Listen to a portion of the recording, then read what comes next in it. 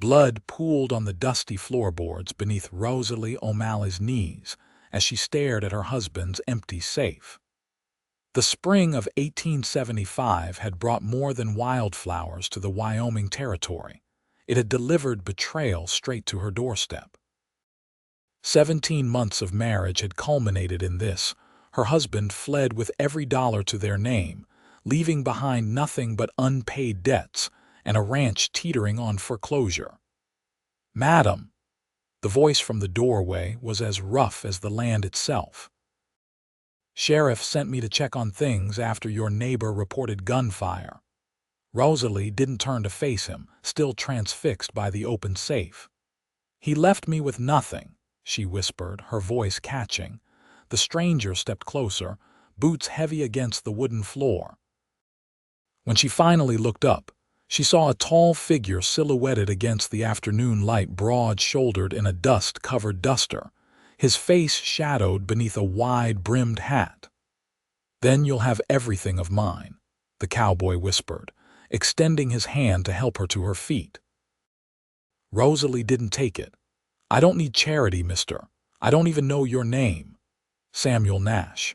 He knelt down beside her, close enough that she could smell leather and horses and something indefinably male. "And it's not charity I'm offering." "Then what exactly are you offering, Mr. Nash?" Rosalie asked, finding her spine and her anger all at once. "Because all men want something." His eyes, green as spring grass, met hers steadily. "Justice, madam. I'm offering justice." She laughed, a bitter sound that scraped her throat raw. "Justice, in this territory." "I think you're in the wrong place." "Maybe so," he replied, glancing at the blood. "But I'm here now. Your husband do that?" "No," Rosalie answered, following his gaze. "I shot a rattlesnake that slithered in while I was discovering my husband's treachery. Seems fitting, one snake gone, one escaped." Sam Nash's mouth twitched. "Well then, Mrs. O'Malley, Rosalie O'Malley, though I'm starting to wonder if I've been Mrs. anyone at all given how quick Edward vanished. Mrs. O'Malley, let's start by getting you somewhere safe. Those debts your husband left behind, folks might come calling." Rosalie pushed herself to her feet without his help. "This is my home. I'm not leaving." "Didn't say you had to leave for good," Sam clarified, standing as well. "But right now you need allies and a plan. And you're volunteering." Suspicion narrowed her eyes. "Why would you help a stranger?" Something dark flickered across his features. "Because your husband took more than just your money, Mrs. O'Malley. Edward O'Malley has left a trail of empty safes across 3 territories, and I've been tracking him for the better part of a year." Understanding dawned on her. "You're not just some cowboy." "No, madam."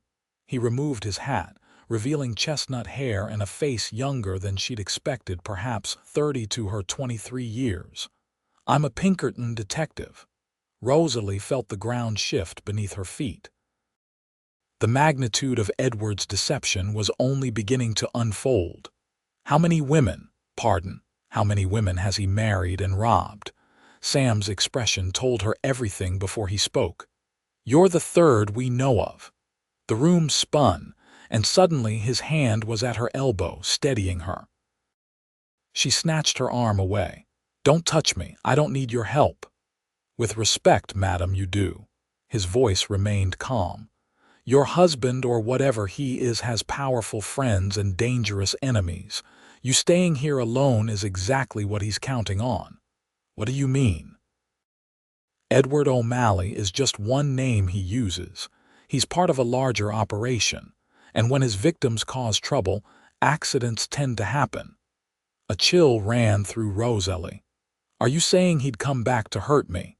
"I'm saying he might have people who'd make sure you can't testify against him." Sam's eyes scanned the modest ranch house. "Pack what you need. We can be in town before sunset."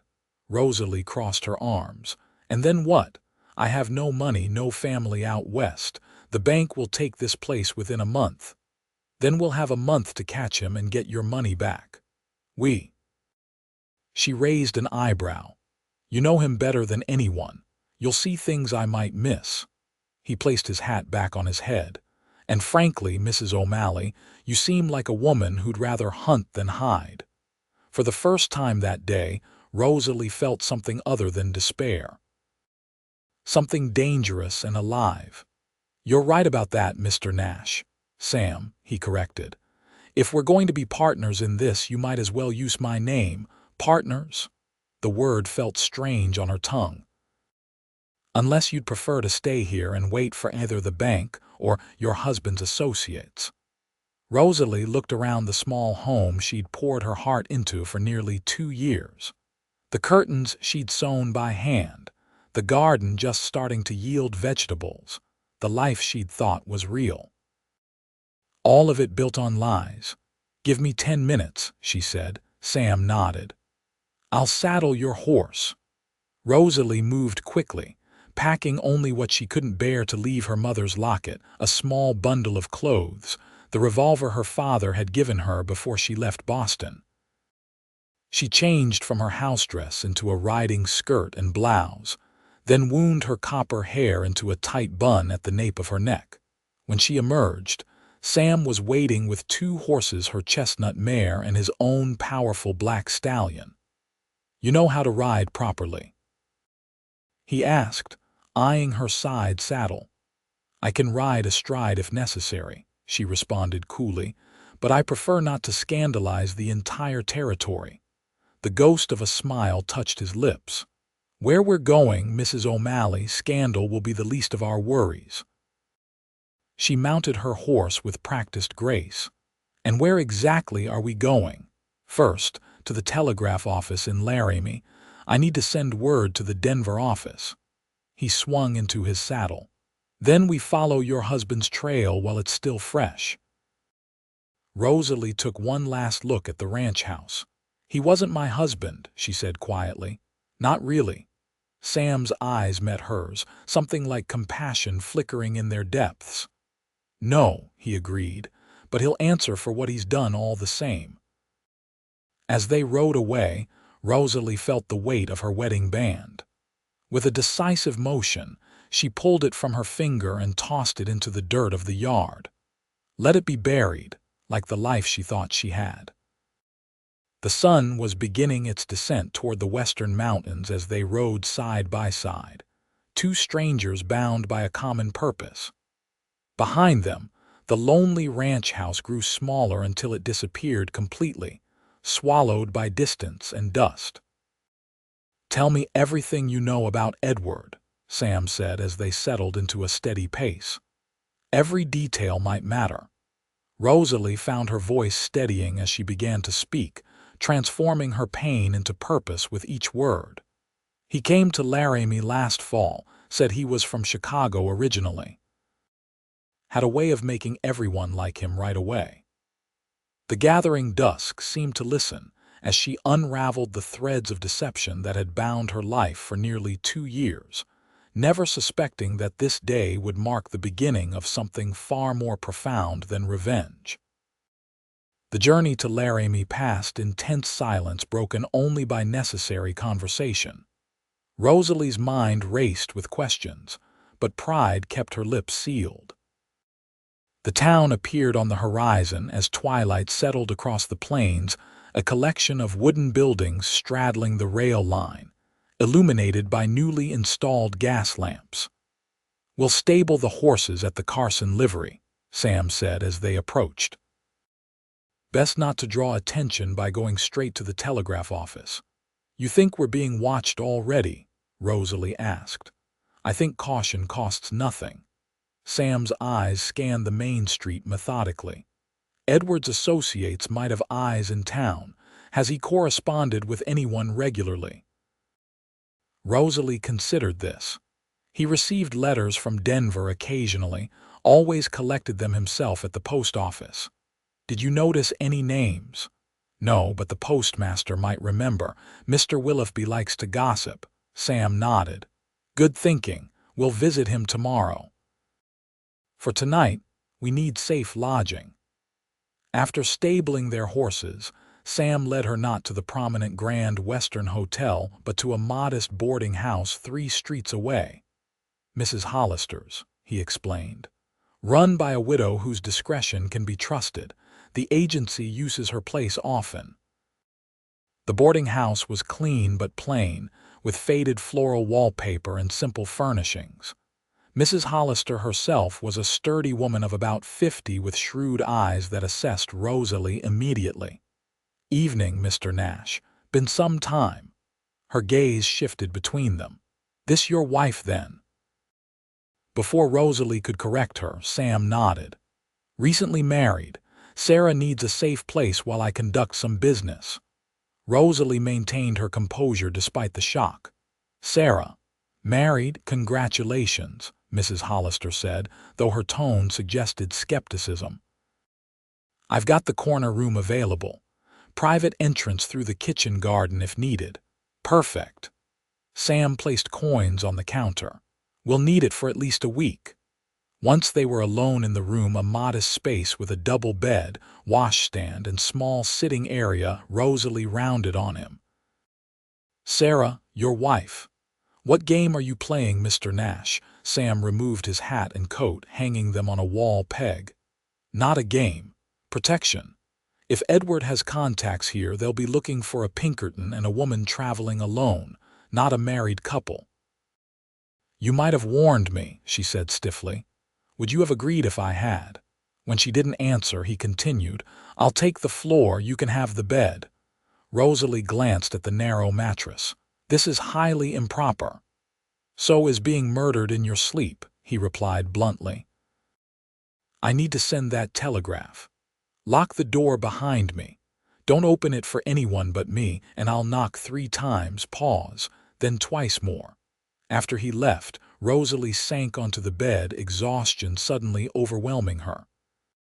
The events of the day crashed over her in waves: Edward's betrayal, the empty safe, the realization that her entire marriage had been a carefully orchestrated lie. She was still sitting there when Sam returned nearly an hour later, his expression grim. "What is it?" she asked as he secured the door. "Your husband Edward, or whatever his real name is, has been busy. The Denver office reports similar cases in Colorado, Kansas, and even as far as Missouri. He's part of a crew that specializes in these long cons." "A crew?" Rosalie's blood ran cold. "How many?" "At least 5 that we know of. They identify wealthy widows or unmarried women with property or inheritance, ingratiate themselves, then disappear with everything they can carry." He sat heavily in the room's single chair. "But your case is different." "How so?" "You're younger than his usual targets. And from what you've told me, you didn't have significant wealth when you met." Rosalie considered this. "My parents died 2 years ago. I came west with my inheritance enough to buy the ranch outright and have a modest sum left over for improvements." "How did you meet Edward?" "On the train to Laramie. He was charming." The memory now felt tainted. "Said he was looking to invest in ranch land. One thing led to another, and within 2 months we were married. And the money was in both your names," she nodded, shame coloring her cheeks. "I was naive, trusting." "You were targeted by a professional," Sam corrected firmly. "This isn't your fault." His kindness, unexpected and undeserved in her mind, threatened to crack her composure. She turned away, unwilling to let him see her vulnerability. "What did your telegraph say?" she asked, changing the subject. "I've asked for any information on known associates and recent sightings. I also warned them we might be dealing with something bigger than we realized." He rubbed his face, fatigue evident. "Get some rest, Mrs. O'Malley. Tomorrow we start tracking your husband in earnest." "Please," she said quietly, "call me Rosalie. If I'm to be your pretend wife, at least use my real name." Something shifted in his expression, a softening around the eyes. "Rosalie, then. Good night." True to his word, Sam made a pallet on the floor with spare blankets Mrs. Hollister provided. As darkness filled the room, Rosalie lay awake, listening to his steady breathing and wondering how her life had changed so dramatically in the span of a day. Just yesterday, she'd been Mrs. Edward O'Malley, rancher's wife with a future stretching before her. Now she was. What? A victim. A fool. A woman with nothing but vengeance to sustain her. Sam, she whispered into the darkness. Yes. His voice came immediately, alert despite the late hour. We will find him, won't we? A pause, then with quiet certainty. We will, I promise you that. Something in his voice, conviction without bravado, finally allowed Rosalie to close her eyes, sleep claiming her as the first day of her new life came to an end. Morning arrived with the sound of wagons on the street below, and the smell of coffee wafting up from the kitchen. Rosalie woke disoriented, momentarily forgetting where she was until she saw Sam by the window, already dressed and watching the street below. Anything interesting out there? She asked, quickly smoothing her hair and adjusting her rumpled clothes. Mrs. Hollister's cat caught a mouse, he replied with unexpected humor. Otherwise, all quiet. She appreciated that he kept his back to her while she made herself presentable. Despite their unusual circumstances, Sam Nash seemed to understand boundaries. I've brought up breakfast, he said, nodding to a tray on the small table. And Mrs. Hollister provided these. These turned out to be women's clothes, simple but well made. 2 calico dresses, a shirtwaist, and a walking skirt. Where did she get these? Previous boarders leave things behind sometimes. She keeps them for emergencies. He finally turned, his expression businesslike. We need to visit the post office and the bank today. Better to look like ordinary townspeople. Rosalie nodded, understanding the logic. I'll change after breakfast. They ate quickly fresh bread, jam, and strong coffee.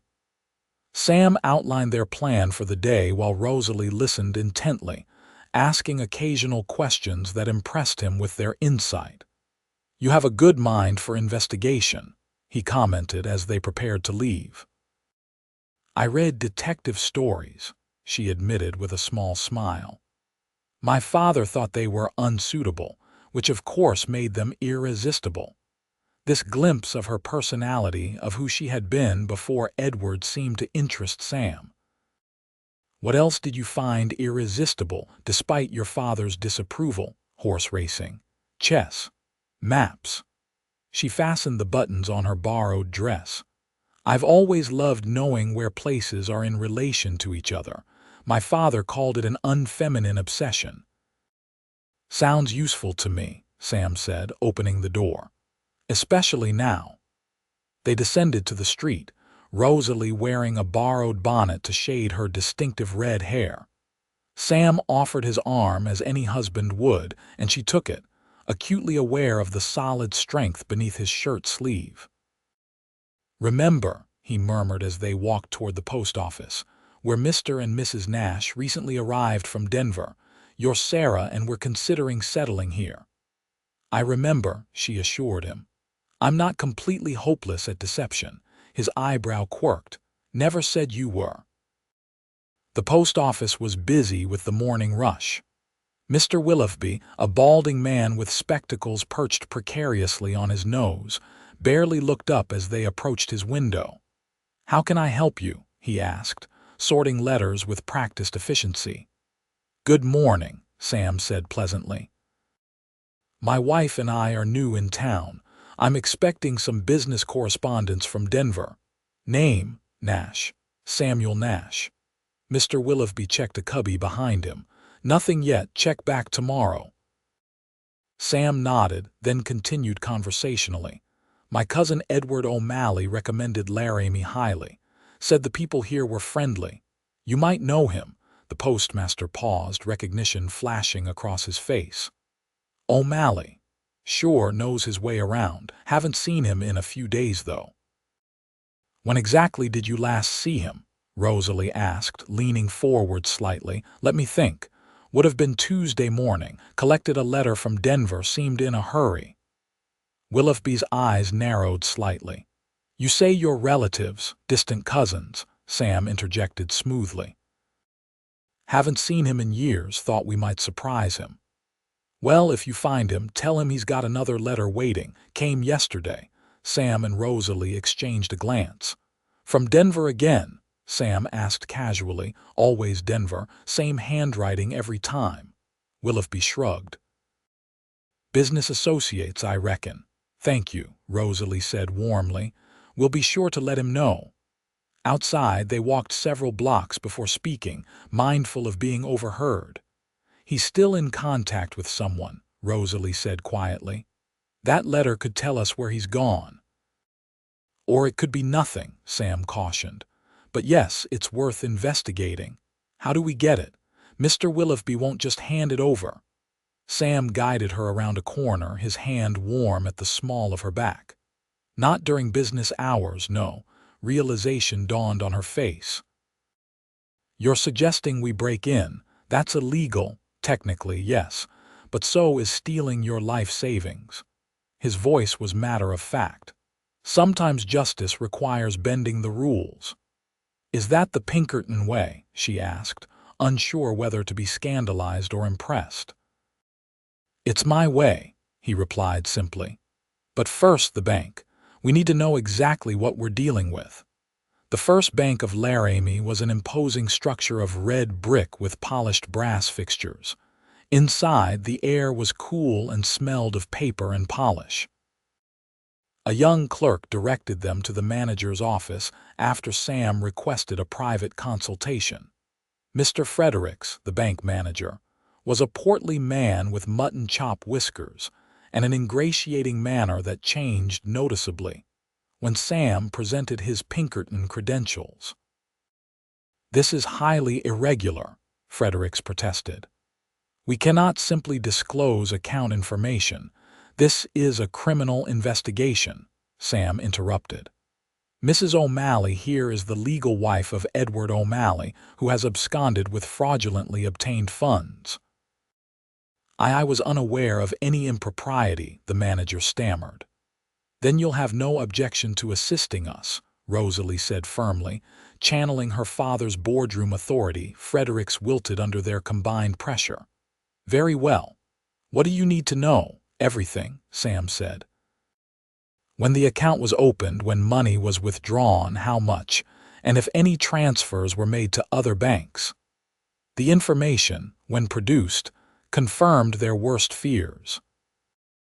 Edward had systematically emptied their joint accounts over the past month, transferring small amounts regularly to avoid suspicion. The final withdrawal, taking the remaining balance of nearly $5,000, had occurred on Monday afternoon. And he mentioned his destination, Sam pressed. He said something about visiting family in Denver, Fredericks recalled. Seemed in good spirits. I'm sure he was, Rosalie said bitterly. They left the bank with confirmation that Edward had a 3-day head start and was likely headed to Denver, or at least wanted them to think so. $5,000, Rosalie said as they walked back toward the boarding house. Everything I had in the world. We'll get it back, Sam assured her, though his expression was grave. But Denver is a big city. We need more specific information. The letter, she said with sudden determination. We need to see what's in that letter. Sam studied her face. Breaking into the post office is a federal offense. Are you sure you want to be involved in that? I'm already involved in this mess. Her chin lifted defiantly. And I'm done being a victim. When do we go? A slow smile spread across his face, the first real smile she'd seen from him. After midnight, but first we need supplies. And a plan. The rest of the day passed in careful preparation. Sam purchased a few essential items: dark clothing, a small pry bar, gloves, while Rosalie created a detailed map of the post office from memory, marking entrances and the location of Mr. Willoughby's sorting area. They ate dinner in their room, reviewing their plan while night fell over Laramie. As the town clock struck midnight, they slipped out through the kitchen garden, dressed in dark clothes with their faces partially obscured. The post office was dark and silent when they reached it. Sam led Rosalie to the rear entrance, where a small window provided access to the back room. "Keep watch," he whispered, handing her a small whistle. "One blast if you see anyone coming." With practiced efficiency, Sam worked the window latch open and hoisted himself inside. Rosalie stood with her back against the wall, every sense alert to the night sounds around her. Minutes stretched like hours until finally Sam reappeared at the window. "Got it," he said quietly, showing her an envelope before slipping it inside his coat. "Let's go." They returned to the boarding house without incident, hearts racing with equal parts fear and exhilaration. Once safely in their room, Sam produced the letter with a flourish. "Your first piece of evidence, Mrs. O'Malley." Rosalie took it with trembling hands. The envelope was addressed simply to E. O'Malley with no return address. The Denver postmark confirmed its origin. "Should I open it?" she asked. "It's evidence in your case," Sam replied. "And technically, as his wife, his mail is your mail." She broke the seal and unfolded the single sheet inside. The message was brief but illuminating. "Collection complete. Meet as planned at the Rocky Mountain House, June 1st. Room reserved under usual name. Final division before dispersal. Bring all documentation for destruction." June 1st, Sam said thoughtfully. "That's 5 days from now." "The Rocky Mountain House is Denver's finest hotel," Rosalie added. "I stayed there briefly on my way west." "And the usual name?" Sam looked at her questioningly. Rosalie shook her head. "I don't know what alias he might use." "No matter, we can watch the hotel." Sam's mind was clearly racing ahead. "This is perfect. They're planning to divide their takings and separate. That means everyone will be there, the entire crew. We could catch them all," Rosalie realized. "Not just Edward." "Exactly." Sam's eyes gleamed with anticipation. "We need to leave for Denver tomorrow. The morning train gives us time to prepare once we arrive." As the implications sank in, Rosalie felt a strange mix of emotions: vindication, fear, and something unexpected: excitement. This adventure, dangerous as it was, awakened something within her that had lain dormant throughout her marriage. "Sam," she said suddenly, "thank you for believing me. For helping me." His expression softened as he looked at her. "You don't need to thank me, it's my job." "Is it just your job?" The question slipped out before she could stop it. For a moment, something unguarded flickered across his features. "Get some rest, Rosalie. We have a long journey ahead." As she prepared for bed, Rosalie caught him watching her with an expression she couldn't quite decipher. Whatever was developing between them, it existed alongside their mission, neither acknowledged nor denied. Tomorrow they would board a train to Denver, following a trail of deception that led to the man who had stolen everything from her. Yet somehow, standing in that small boarding house room with a man she barely knew, Rosalie felt less empty than she had in months. The Denver-bound train pulled away from Laramie Station the following morning, its whistle cutting through the clear mountain air. Rosalie sat by the window, watching the Wyoming landscape roll past, while Sam studied a Denver newspaper he'd purchased at the station. "Anything interesting?" she asked, needing distraction from her thoughts. "Mining disputes, political scandals, the usual." He folded the paper. "But there is an article about increased reports of confidence schemes across the Western Territories. The Pinkertons are mentioned. Any specific mention of Edward's operation?" "Not by name, but there's reference to marriage swindlers preying on vulnerable women." His jaw tightened. "Apparently, it's become common enough to warrant public warning." Rosalie absorbed this information with a curious lack of shame. 2 days ago, I'd have been mortified to be counted among such women. Now I'm simply angry.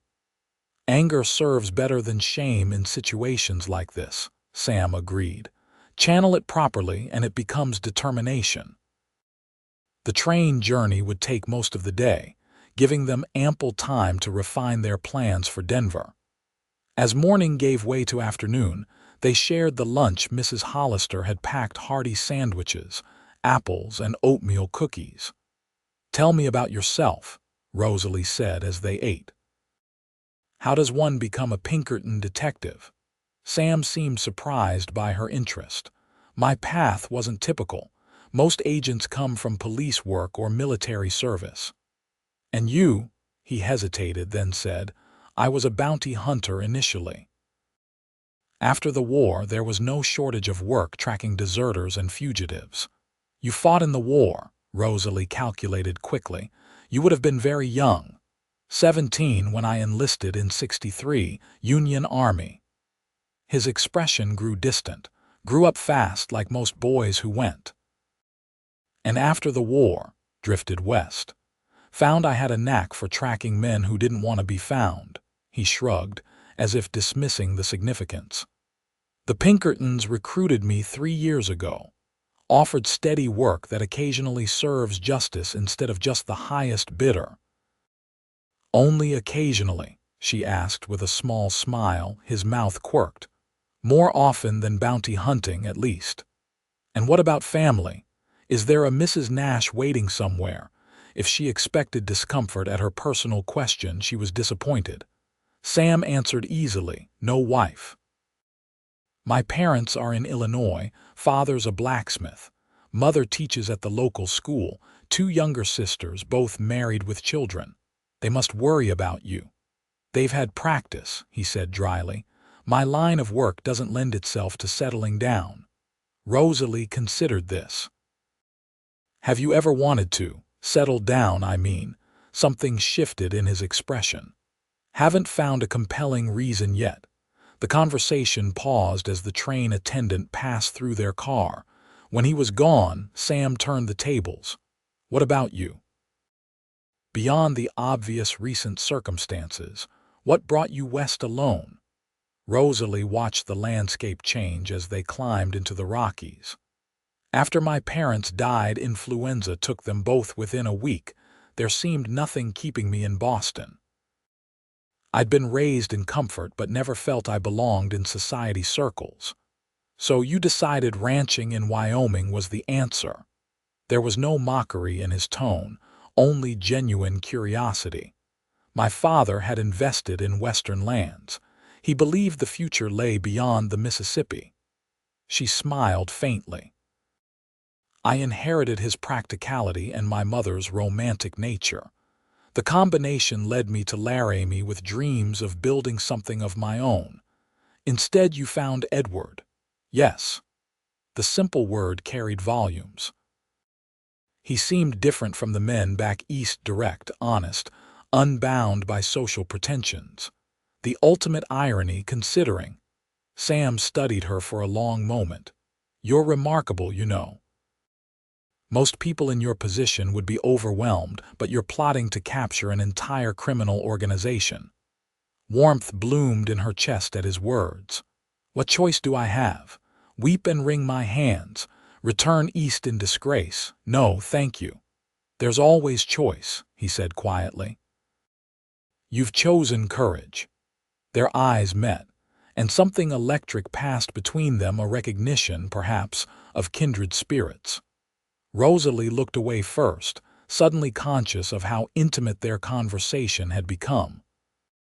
"We should review our Denver strategy," she said, redirecting them to safer ground. "What happens once we arrive?"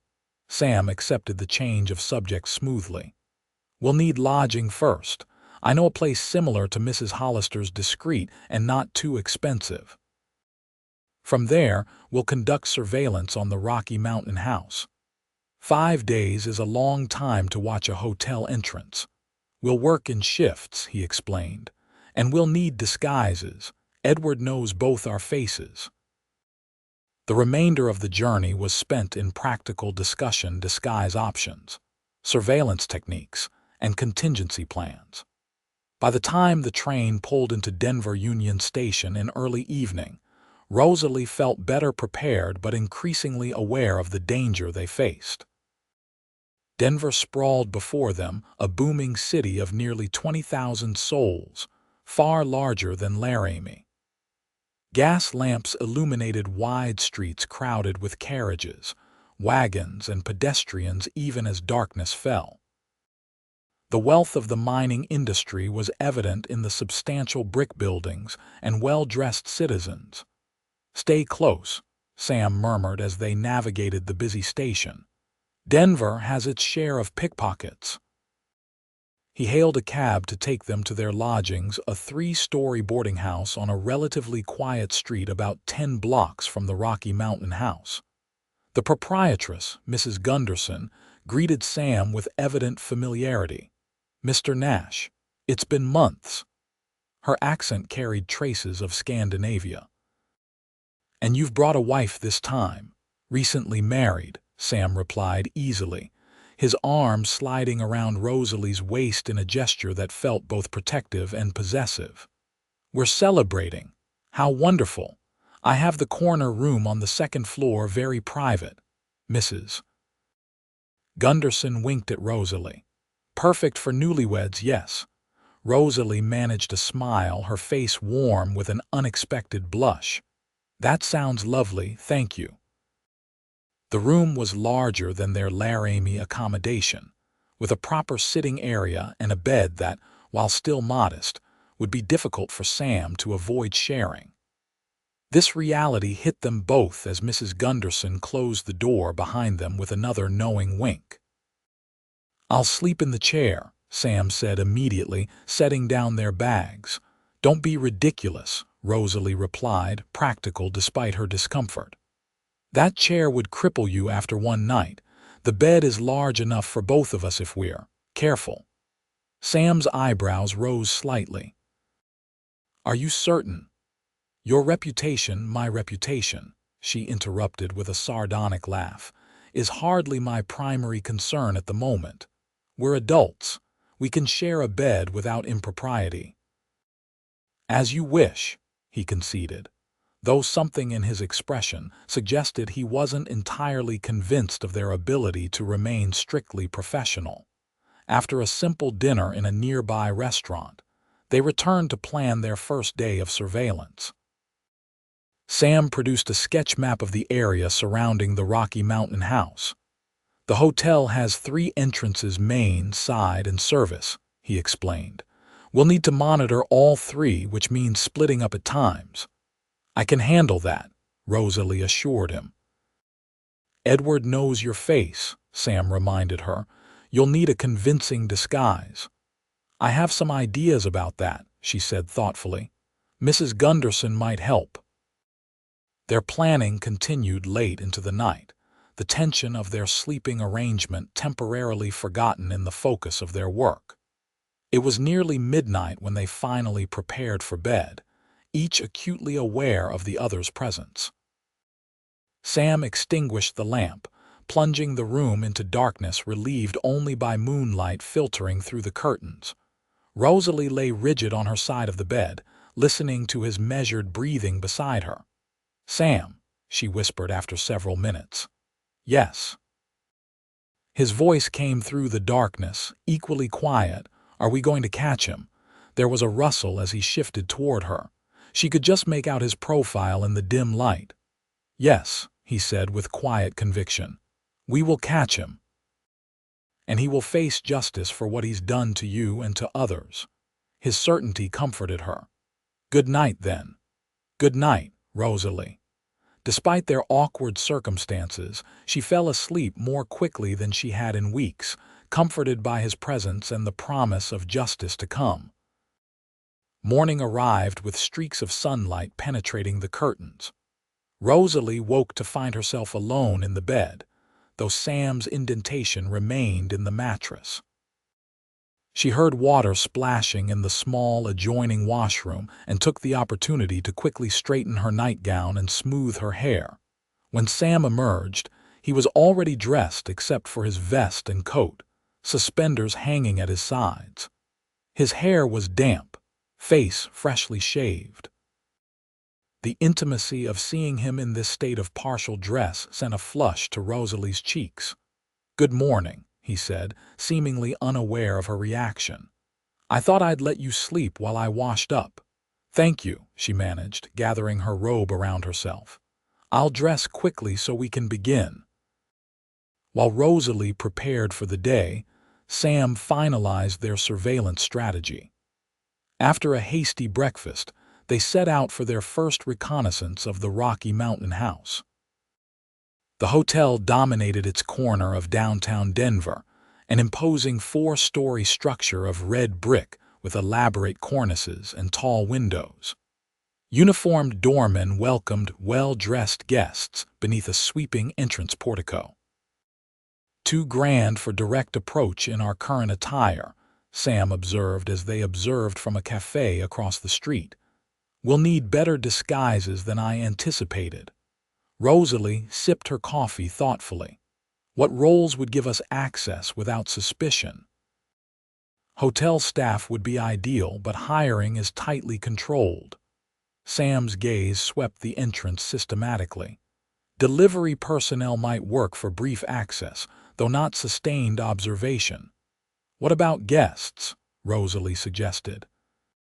"Surely there must be some wealthy patrons whose appearance we could adopt." Sam gave her an appraising look. "That's not a bad idea, but it would require significant investment in appropriate clothing and accessories." "Is that a problem?" He hesitated. "The agency provides funds for investigations, but they're limited. Impersonating wealthy hotel guests would stretch our budget considerably." "Then it's fortunate I didn't arrive in Denver empty-handed." Rosalie reached into her handbag and withdrew a small velvet pouch. "My mother's jewelry. I couldn't bear to leave it behind in Laramie." Opening the pouch revealed several quality pieces: a pearl necklace, gold earrings with small diamonds, and a bracelet set with emeralds. "Rosalie, no," Sam's voice was firm. "I can't ask you to sell these." "You're not asking," she countered. "I'm offering. These pieces represent my past. If selling one means securing my future by catching Edward, it's worth the sacrifice." Their eyes locked in silent negotiation until Sam finally nodded. "The bracelet alone should provide sufficient funds. We'll save the rest." With that decision made, they refined their plan. Sam knew a reputable jeweler who would give fair value for the bracelet without asking inconvenient questions. By noon, they had sufficient funds to create their wealthy personas. The next hours were spent in careful preparation. Sam purchased an expensive suit and accessories from Denver's finest menswear establishment, while Rosalie acquired a fashionable gown and hat that transformed her from a rancher's wife to a society matron. They created elaborate backstories: Samuel and Sarah Wellington, cattle barons from Texas visiting Denver to invest in mining interests. "Remember," Sam coached as they prepared for their first entrance into the Rocky Mountain house that evening, "confidence is everything. Walk like you expect everyone to move out of your way." "That shouldn't be difficult," Rosalie replied with a hint of mischief. "I was raised to command rooms, even if I never enjoyed it." When she emerged fully dressed in her finery, Sam's expression confirmed her transformation was complete. Her copper hair was elaborately arranged beneath a small hat with a tasteful feather, her figure enhanced by a fashionable bustle, her throat adorned with her mother's pearls. "You look—" Sam seemed momentarily at a loss for words. "Convincing," she supplied. "Extraordinary," he corrected, offering his arm with a formal bow that wasn't entirely playful. "Mrs. Wellington, shall we make our entrance?" And what an entrance it was! The doorman sprang to attention as they approached, holding the door with a deferential nod.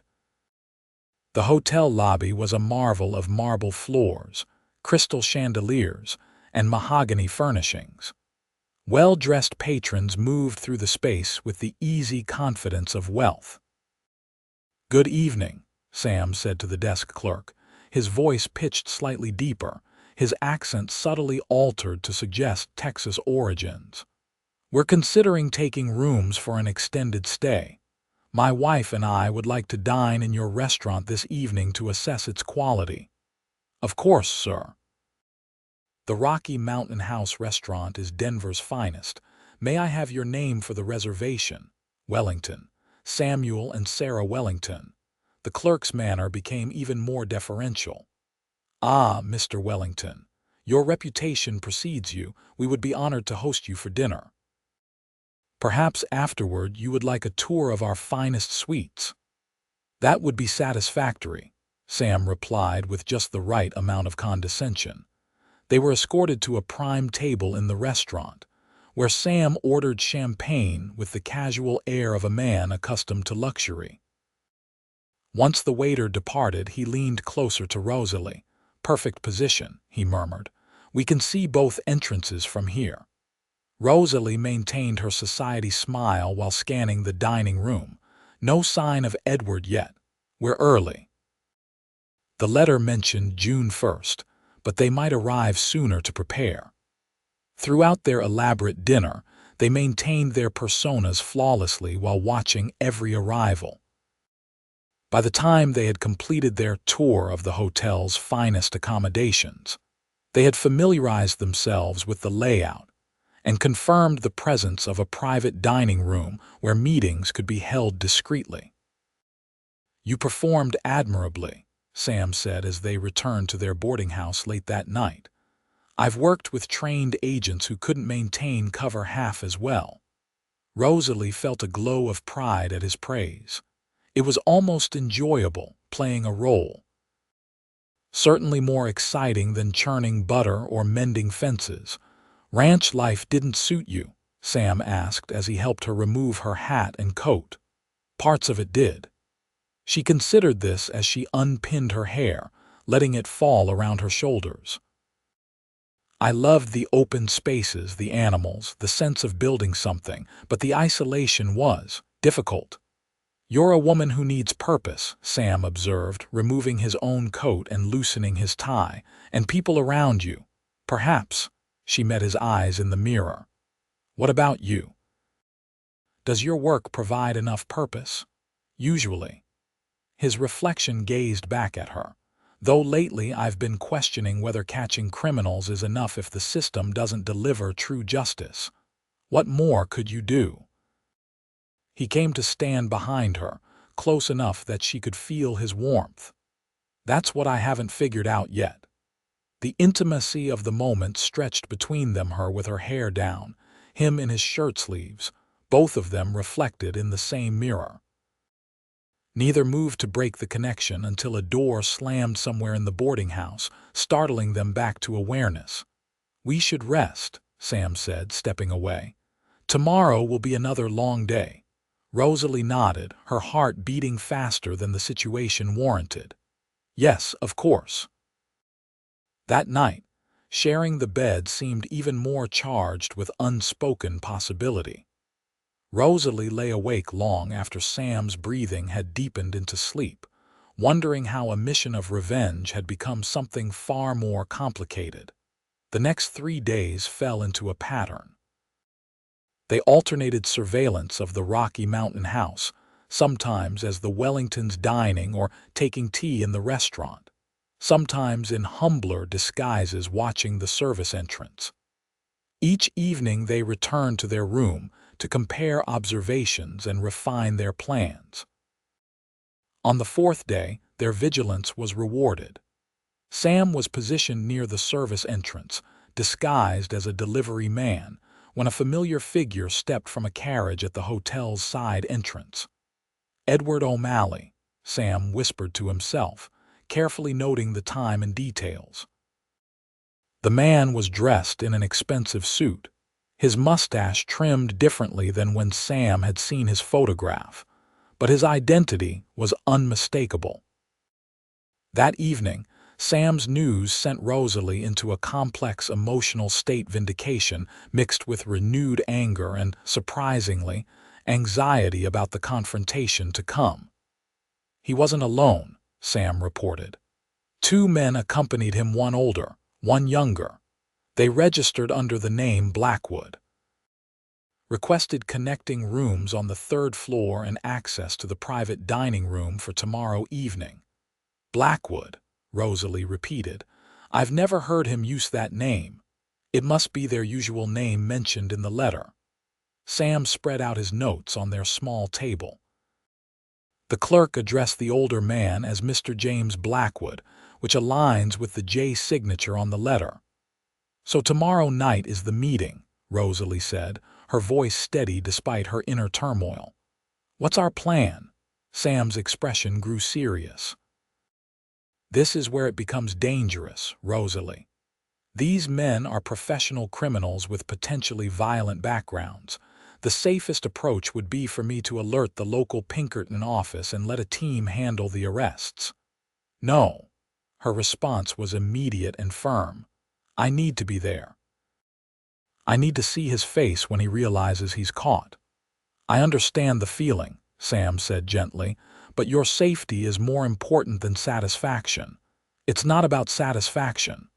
Rosalie paced the small room. It's about reclaiming what was taken from me, not just money, but dignity, agency. I won't be shuffled aside while men handle my problems. Sam watched her, conflict evident in his expression. Finally, he nodded. There is a way you could be present that minimizes risk, but you must promise to follow my lead exactly. I promise, she agreed quickly. What's your plan? We use the Wellington identities one last time, he explained.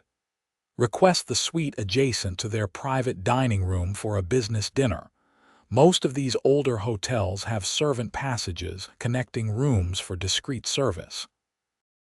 If we can access that passage, we can overhear their entire meeting. And then I signal my colleagues to make the arrests while ensuring you remain safely hidden. His tone made clear this point was non-negotiable. Rosalie considered arguing but recognized the wisdom in his approach. Agreed, but I want to see Edward taken into custody. You will, Sam promised, from a safe distance. With their plan established, they spent the remainder of the evening preparing. Sam visited the local Pinkerton office to arrange backup. While Rosalie practiced, using the small Derringer pistol Sam had purchased for her protection. By the time they retired, tension hummed between them, not just from the impending confrontation, but from the growing awareness that their time together was nearing its end. Once Edward was captured, their partnership would have no reason to continue. Sam, Rosalie said as they lay in darkness. Yes. What happens afterward, after we catch them? He was silent for a long moment. Justice happens. Edward and his associates will face charges in multiple territories. Your testimony will be crucial to conviction. And between us? She asked, the question hanging vulnerable in the darkness. Another pause, longer this time. I don't know, he admitted finally.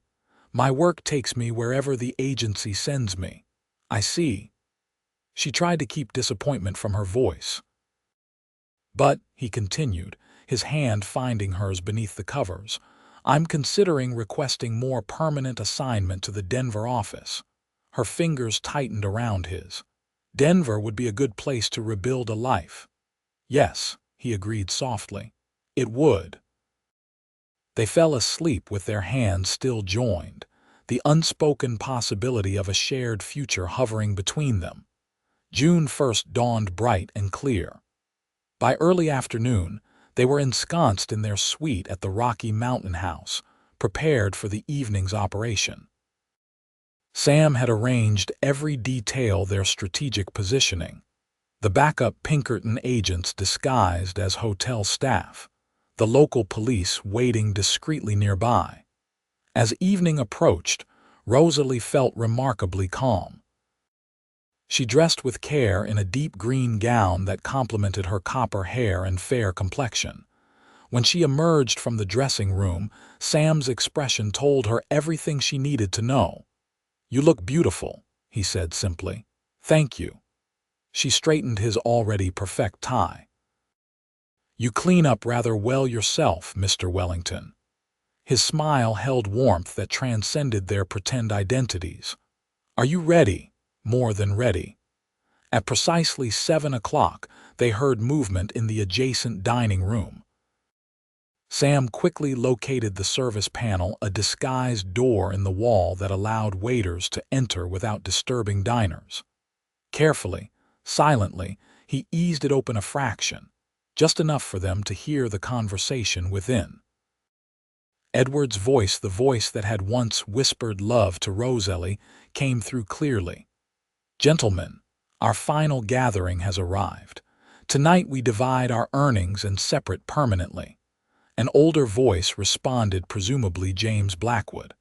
The Kansas City operation was particularly profitable. Nearly $20,000 in cash and securities. "My Wyoming venture yielded less," Edward replied, "but the property has potential value once the deed transfer is complete."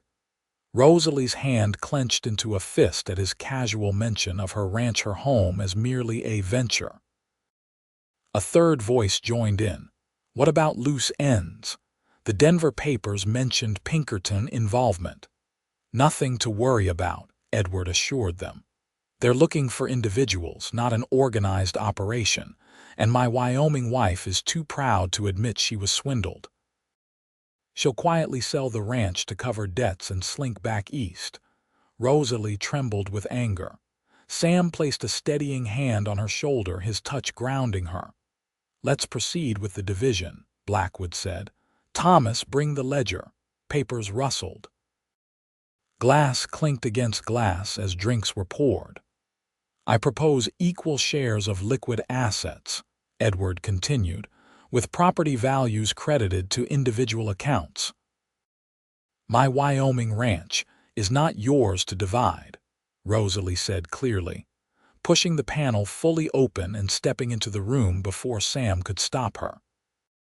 Three men froze in tableau, Edward half rising from his chair, glass in hand, an older man with silver at his temples whom she presumed was Blackwood, and a younger man clutching a ledger book. Their expressions transformed from shock to calculation in seconds. Edward recovered first, his practiced charm emerging. "Rosalie, darling, what a surprise." "I'm sure it is," she replied coolly. Sam appeared beside her, his hand resting casually near his concealed weapon. "Gentlemen, I suggest you remain seated. The building is surrounded by Pinkerton agents and Denver police." "You've made a serious mistake," Blackwood said, his voice dangerous. "Do you know who I am?" "James Blackwood," Sam answered. "Or perhaps James Whitfield or James Cartwright, depending on which territories wanted posters one consults." Blackwood's expression hardened. Thomas, the youngest, made a sudden move toward a valise on the floor. "I wouldn't," Sam warned, drawing his weapon with practiced ease. The tense standoff was interrupted by a sharp knock at the main door. At Sam's nod, Rosalie called, "Enter." Two Pinkerton agents and a uniformed police officer entered, weapons drawn. "Perfect timing," Sam said. "These gentlemen were just about to surrender peacefully." What followed was a blur of activity, the three men being handcuffed, the room secured, evidence collected. Throughout it all, Rosalie stood tall, her eyes never leaving Edward's face as his facade of confidence crumbled into anger and fear.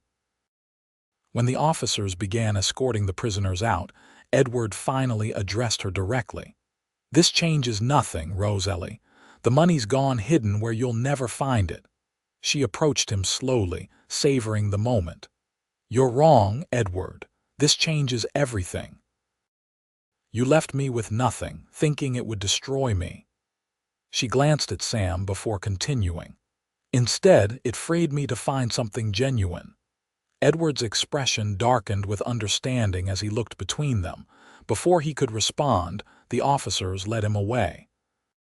In the sudden quiet of the room, Rosalie felt light-headed with relief and triumph. Sam crossed to her side.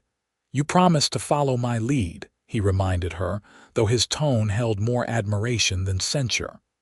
"I improvised," she admitted. "It seemed appropriate for me to be the one to confront him." It was.